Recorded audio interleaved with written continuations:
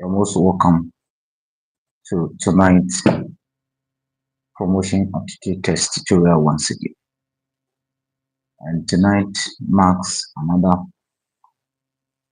interesting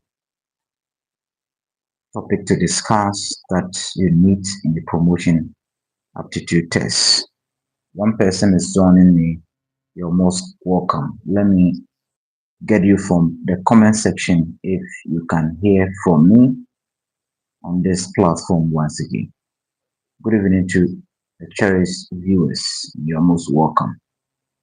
If you can hear from me, let me get you from the comment section.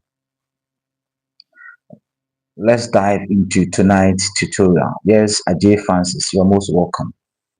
Thank you so much for joining us, Ajay Francis. 6 people are joining. Let me see you in the comment section with a yes if you can hear from me. Let me get you from the comment section. So let's dive into this tutorial, today's lesson. We are not going to keep long as the usual. A research-based framework that guides the design of inclusive educational environment to accommodate diverse learners.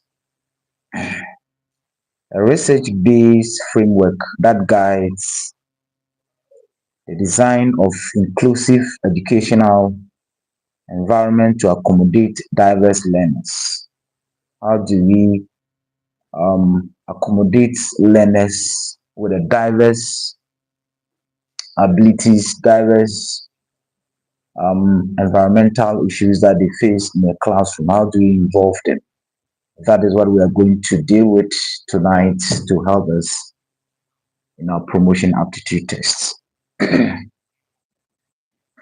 emphasizes on a proactive planning to remove barriers and provide a multiple means of engagement, multiple means of representation, and multiple means of actions or multiple means of expression. And that is the Universal Design for Learning, UDL.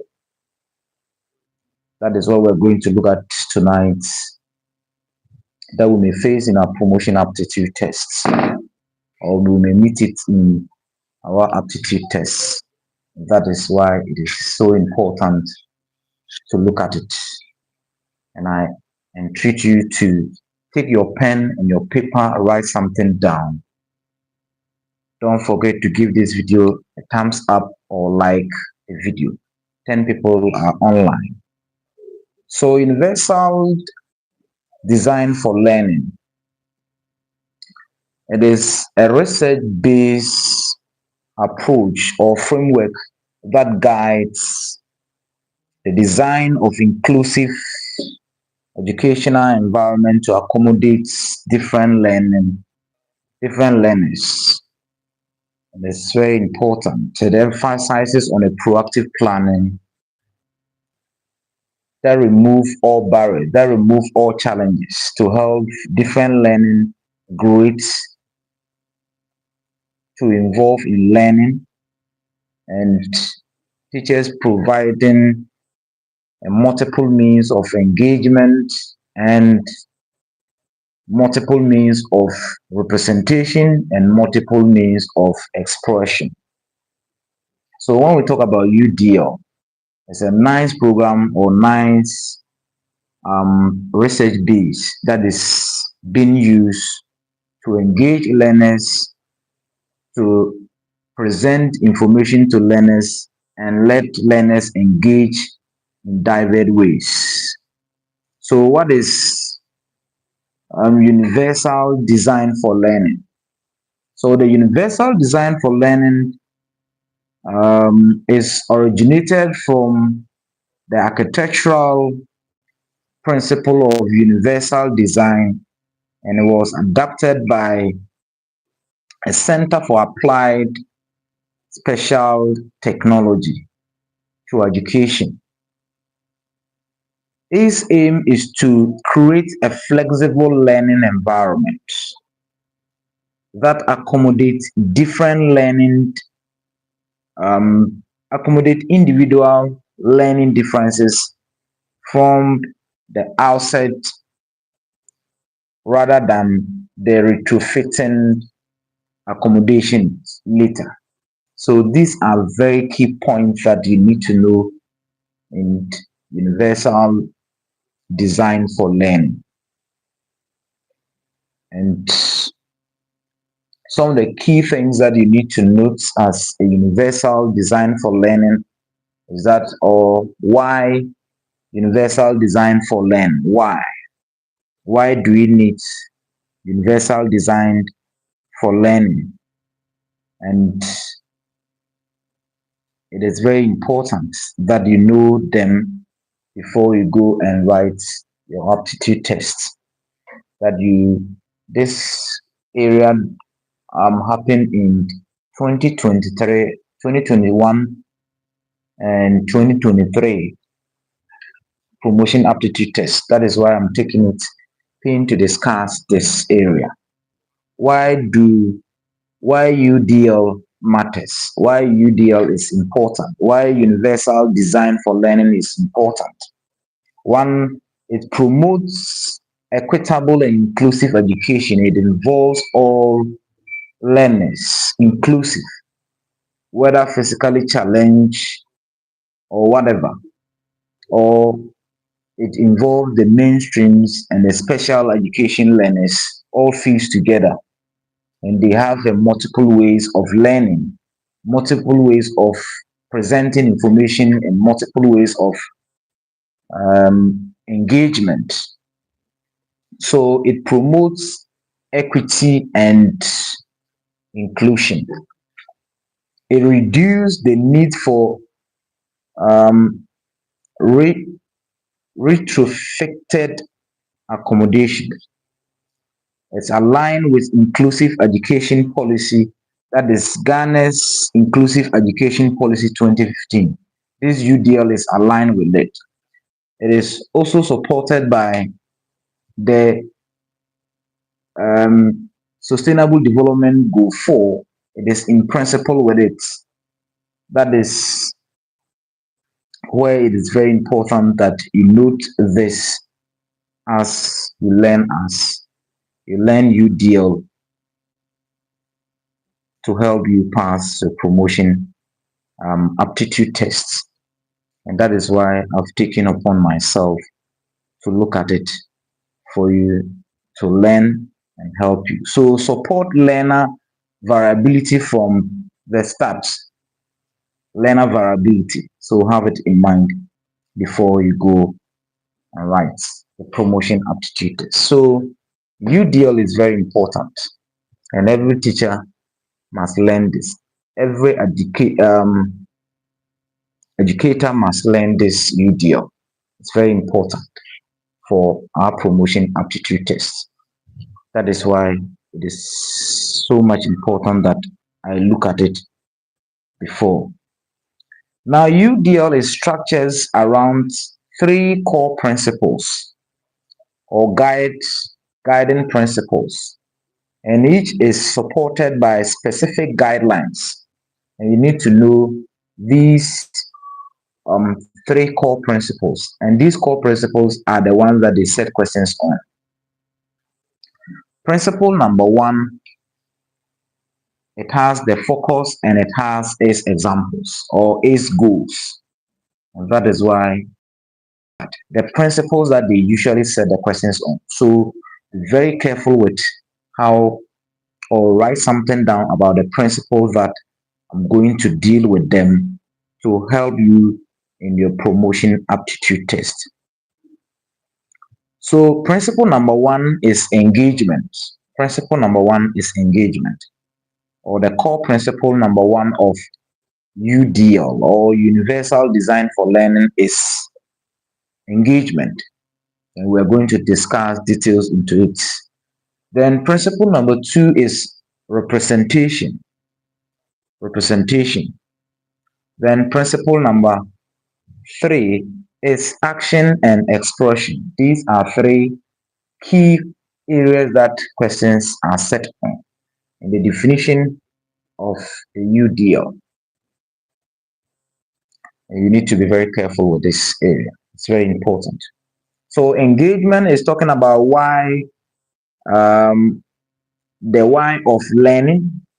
Then representation is talking about what of the learning, and actions, that is principle number three. Action and expression is talking about how of learning. So you need to look at these very key things carefully. Engagement is talking about why of learning. Representation is talking about what of learning. And expression and action is talking about how of learning. And we need to look at them very carefully when they come to the promotion aptitude test.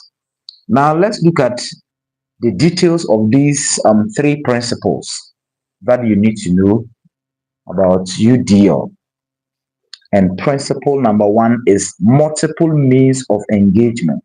So when we're talking about multiple means of engagement, where universal design for learning is structured around, it means how, why you need learners to be motivated in learning and stimulate their interest in learning. So that is why we're saying the multiple means of engagement is talking about why learning must take place, why the need for you to use UDL, Universal Design for Learning, to stimulate the interest of the learners and to motivate them. And some of the things that you need to do is that one, your choice of activities will motivate the learner. Your choice of activities will motivate the learner or will create the learner's interest.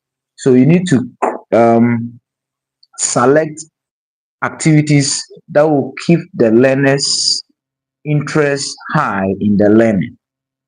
And the relevance of the learning activities that you choose for the learners is much of importance. If the learning that you have chose for the learners will impact their life in the future, so it is very important that you choose activities that are more engaging, that are more interesting, that are motivating to help the learners. Then if the learning is so attractive, that's where learners collaborate. They have a collaborative task to perform. They put themselves together as a team to work towards it. So multiple means of engagement is where you choose activities that gives the learners motivation to learn, and they see it as so important to them in the future. So offer choices in learning activities. That is multiple means of engagement. This one, if the activities is engaging, it tells them to foster collaboration between them and the learning community. So have it in mind. Then it also minimizes the threats and distractions in the classroom. So you choose the activities carefully that will keep them engaged in their classroom and help them to learn actively in their classroom. So multiple means of engagement. The focus is that you choose activities that stimulate their interest, the learner's interest, that motivate the learners for them to learn. Now, the second principle of UDL, or Universal Design for Learning, is multiple means of representation. What is its focus? Multiple means of representation. What is its focus? Its focus is to allow learners to demonstrate what they know in various ways. So what they have learned, they will be able to demonstrate it. They will be able to um, get the information. That's multiple means of representation. That you present the information in different ways. Multiple means of representation. This is a situation where you present the information into different ways. Either we have learners in a classroom, when you present the information in audios, they learn very well or they understand the concept. Others too, you need to provide them with visuals. You need to provide them with things that they can see, teaching and learning materials. So there are other types of learners that this multiple means of representation is how you present the information to them and how they understand the information. So either when you present information by lecture method, they they assimilate or accommodate the information very well or understand the concept very well. Others too, you need to present visuals. You need to present teaching and learning materials that are appealing, that will draw their attention. So others, if you don't present materials, teaching and learning materials, they are not going to understand the concept as you are talking about. Others too, you need to use a multilingual resources, different languages that will help them understand. So that is why when you're teaching, you're using one language, it gets to a time you need to explain it in different language for their understanding. That's why learning Ghanaian language is very important. The Ghanaian language is very important. So you present the information in the L2, the understanding is not, they are not getting the understanding better. You present it in the L1, that gives them better understanding. So in the multiple means of representation, it's talking about how you present the information in different ways. So others can be in the form of a text or reading materials. When you present the reading material to them, they understand it better. Others, you need to do lecture method and they understand it better. Others too, you need to present the information in visuals, in the form of teaching and learning materials, and they get it better. Others too, tactile materials like the visually impaired, you need to present information in brailles and other materials that will help them understand the concept. Now, principle number 3, the most important one. Multiple means of action and expression. Multiple means of actions and expression. So at this point, it allows the learners to demonstrate what they know in the various ways. This one, they put it into practice. So if you give learners questions to answer, some can answer the questions in oral language or in oral. Other oral representation or presentation will be better for them. Oral presentation will be better for them. They will present the information to you orally. So if you ask questions, others are able to present the information to you orally. Others too are able to give you a written report. So that is their understanding.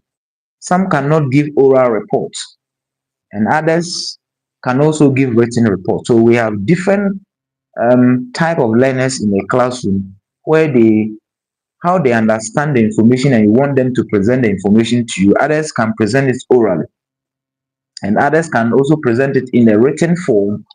Others can also present it in videos form or in visuals, and others can also build it through portfolios. So that is the multiple means of action and expression, how they express what they have learned. If you ask them questions about it, how they will present the information to you. That is the multiple means of action and expression.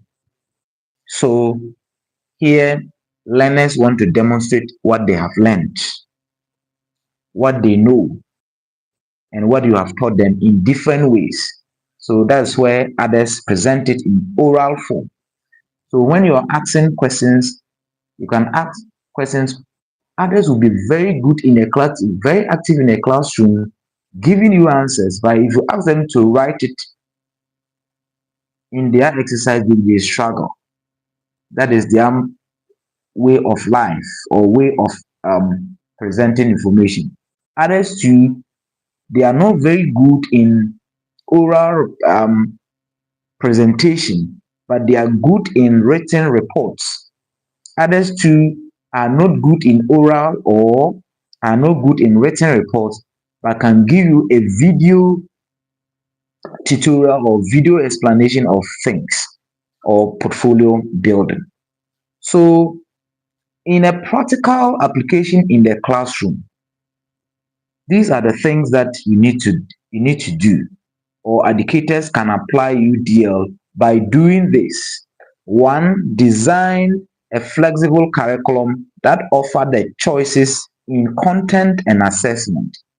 So you present the information or you apply this method by designing the curriculum that suits all the different learners in the classroom, such as the content.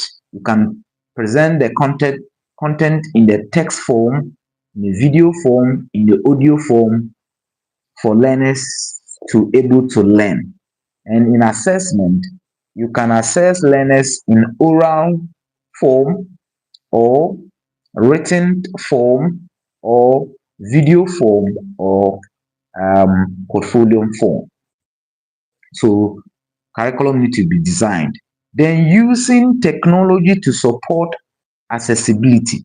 So in using technology, if others can learn better by visuals, then you need to get a computers for them to see whatever you want to teach them. If others are good in audio, then you need to present a technology that will bring out the audio output to help learners learn. So you need to provide flat screen, you need to present readers, and you need to present captioned videos that will help learners learn.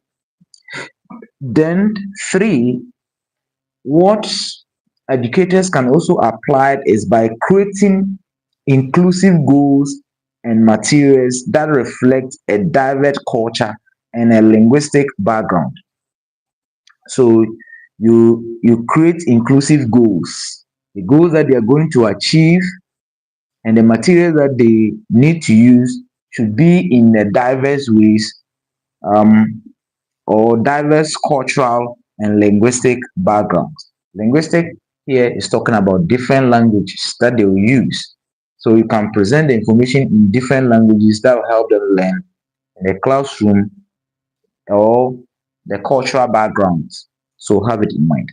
Then anticipating learner variability rather than reacting to it. So learners are varied. They are varied in different ways and they learn in different ways. So you need to prepare materials that will help them learn in different ways. So it is very important you look at these areas to help you engage your learners, get your learners understand the information or the content that you are teaching. So either it will be in text form, audio form, or visual form. You need to do this to help your learners. So UDL in practice in the Ghanaian context, UDL in practice in the Ghanaian context, you align with inclusive. So this UDL is aligned with the Ghanaian educational policy, like inclusive education policy in 2015. So it is in line with it. Then support the sustainable development goal 4 that talk about inclusive and equitable quality education. So UDL is in line with these policies. Then enhance teacher capacity for differentiated instruction or differentiated learning. These are things that you need to learn about UDL. So UDL can be embedded in the curriculum design, lesson plan, and lesson assessment. UDL can be embedded, can be put into the curriculum, the learning plan or lesson plan, and assessment. Then it is also used for GS, NACA, and teacher training colleges to help the colleges or the students in the colleges when they come out, be able to use these multiple means of engaging learners, multiple means of representation, and multiple means of action and expression. So if they understand this, it helps. So it's very important that we know this. So if a learner cannot learn the way we teach them, then maybe we should teach them the way they learn. If they are not able to get whatever we are teaching them, if a learner cannot learn the way we teach them, then they should um, maybe we should teach them the way they learn, and it's very important. So let us design learning that works for everyone in the classroom, and this one will help them so much. So this is what we have for you this evening about UDL, Universal Basic Design, Universal Design for Learning, Universal Design for Learning. Have this, and it shall help you in your promotion aptitude test. Don't forget to give this video a thumbs up or like this video and subscribe. Subscribe if you have not subscribed yet. Kindly subscribe. If you haven't supported yet, you can also give your support through this line 0241689 and I'll be most grateful. See you tomorrow with another important area. I've taken upon myself to fish out those areas that questions usually come from and discuss them. So don't be perturbed or don't be worried about the topic that we are discussing. They are very important. Who knows? Any of them can drop in the promotion aptitude test. Have a good night. We shall meet again. Bye bye.